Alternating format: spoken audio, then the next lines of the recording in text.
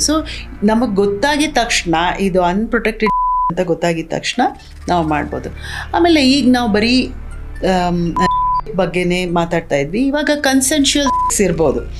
ಯಾರೋ ಪಾರ್ಟಿಗೆ ಹೋಗಿದ್ದಾರೆ, ಯಾರನ್ನೋ ಫಸ್ಟ್ ಟೈಮೇ ಮೀಟ್ ಮಾಡಿದ್ರು, ಅಥವಾ ಅವ್ರ ಪಾರ್ಟ್ನರೇ ಇರ್ಬೋದು. ಅನ್ಪ್ರೊಟೆಕ್ಟೆಡ್ ನ್ಯೂ ಪಾರ್ಟ್ನರ್ ಇರ್ಬೋದು. That is also very important. Multiple partners.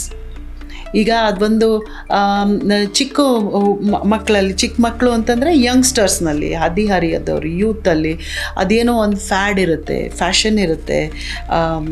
ಅದೇ ಗ್ಲೋರಿಫೈ, ಏನೋ ಪ್ರೀ ಮ್ಯಾರಿಟಲ್ ಗ್ಲೋರಿಫೈ ಮಾಡೋದು, ಅಥವಾ ಮಲ್ಟಿಪಲ್ ಪಾರ್ಟ್ನರ್ಸ್ನ ಗ್ಲೋರಿಫೈ ಮಾಡೋದು, ಅದೆಲ್ಲನೂ ಅವ್ರಿಗೆ ಆ ಕ್ಷಣಕ್ಕೆ ಅದು ಏನೋ ಚೆನ್ನಾಗಿದೆ ಅನಿಸ್ಬೋದು. ಬಟ್ ನಾವು ನೋಡಿದ್ದೀವಿ ಎಷ್ಟೋ ಹೆಣ್ಮಕ್ಳು ಈ ಥರ ಆಗಿ ಆಮೇಲೆ ಎಲ್ಲ ಸರಿ ಹೋಯಿತು, ಮದುವೆ ಆದರೂ ಆಮೇಲೆ ನೋಡಿದ್ರೆ ಮಕ್ಕಳೇ ಆಗೋದಿಲ್ಲ, ಆಮೇಲೆ ನೋಡಿದ್ರೆ ಟ್ಯೂಬ್ಸ್ ಬ್ಲಾಕ್ ಆಗಿರುತ್ತೆ.